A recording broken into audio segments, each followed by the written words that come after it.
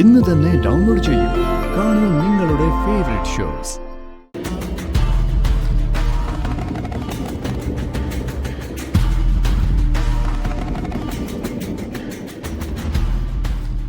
തന്നെ കല്യാണ മണ്ഡപത്തിൽ പ്രതീക്ഷിച്ചതല്ല.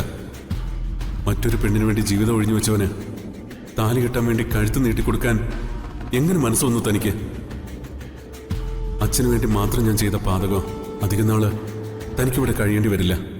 അതിനു മുമ്പ് നമുക്ക് ഡിവോഴ്സ് വാങ്ങിക്കാം.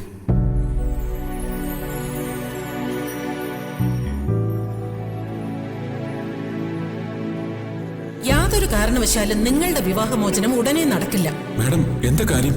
Hindu marriage act section 13B പ്രകാരം നിങ്ങൾക്ക് മ്യൂച്വൽ ഡിവോഴ്സ് കിട്ടണമെങ്കിൽ കുറഞ്ഞത് ഒരു 6 മാസമെങ്കിലും നിങ്ങൾ ഒന്നിച്ച് താമസിക്കണം.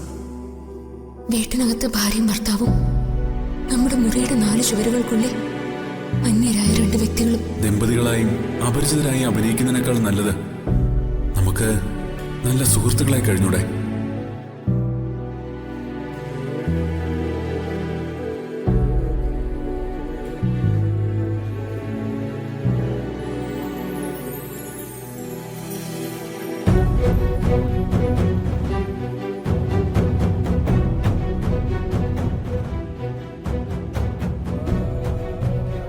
തന്നെ ഒരുപാട് സ്നേഹിക്കുന്നുണ്ട് സച്ചിദാനന്ദൻ.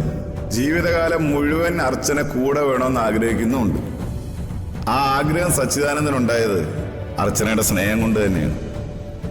ഇവിടെ വെച്ച് ഒരു വാക്കുകൂടി ഞാൻ തരാം. അർച്ചനയല്ലാതെ മറ്റൊരു പെൺകുട്ടി സച്ചിയുടെ ജീവിതത്തിൽ ഉണ്ടാവില്ല. ഏത് സാഹചര്യത്തിലും സന്തോഷത്തിലും ദുഃഖത്തിലും ഞാൻ തന്നോടൊപ്പം ഉണ്ടാവും. മരണമെന്ന വേർപിരിയിലല്ലാതെ ഞാൻ തന്നെ വിട്ടു പോവില്ല. I love you, Archana. I love you a lot. Very interesting. ഇത് വല്ലാത്തൊരു ലവ് സ്റ്റോറി ആണല്ലോ. അങ്ങനെ വെറുത്ത് ഒടുവില് അർച്ചനയെ ഞാൻ എന്റെ ജീവനേക്കാൾ കൂടുതൽ സ്നേഹിച്ചു. ഒരു നിമിഷം പോലും ഞങ്ങൾക്ക് തമ്മിൽ പിരിഞ്ഞിരിക്കാൻ പറ്റില്ലായിരുന്നു. എന്നിട്ട് ഞങ്ങൾ പിരിഞ്ഞു. സാറ് പറഞ്ഞതുപോലെ ആ ലവ് സ്റ്റോറി ഒരു ട്രാജഡി സ്റ്റോറിയായി മാറി. ലക്ഷ്മി എന്റെ ജീവിതത്തിലേക്ക് വീണ്ടും വന്നതോടെയാ അത് സംഭവിച്ചത്.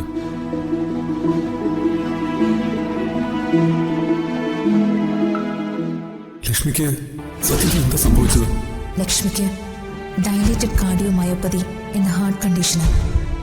മരണത്തിലേക്കുള്ള എന്റെ യാത്രയിൽ ഇടവേള സച്ചിയുടെ കുറച്ച് സമയം. സച്ചിയുടെ നാവിൽ നിന്ന് ഞാനൊരു രോഗിയാണെന്ന് ഈ ലോകത്ത് മറ്റൊരാൾ പോലും അറിയരുത്. പോലും. സത്യം അവളോട് തുറന്നു പറയണമെന്ന് ഞാൻ തീരുമാനിച്ചതാ. പക്ഷേ അതിന് കഴിഞ്ഞില്ല. അതിനിടയ്ക്ക് മറ്റൊരു സംഭവം ഉണ്ടായി. ഞങ്ങളുടെ ബിസിനസ്സും സ്വത്തും എല്ലാം മറ്റൊരു ചതിയിലൂടെ ഞങ്ങൾക്ക് നഷ്ടമായി. ഈ കൊട്ടാരത്തിൽ നിന്ന് കുടിലേക്കെന്ന് പറയില്ലേ, അതുപോലെ ഒരു വാടക വീട്ടിലേക്ക് എല്ലാം നഷ്ടപ്പെട്ട് ഞങ്ങൾക്ക് മാറേണ്ടി വന്നു. എന്നിട്ടും ഞങ്ങൾ ആരും തളർന്നില്ല. പക്ഷേ ഞങ്ങളുടെ കുടുംബത്തിനെ ആകെ കടപുഴക്കി എറിഞ്ഞത് അർച്ചനയുടെ ഇറങ്ങിപ്പോക്കായിരുന്നു.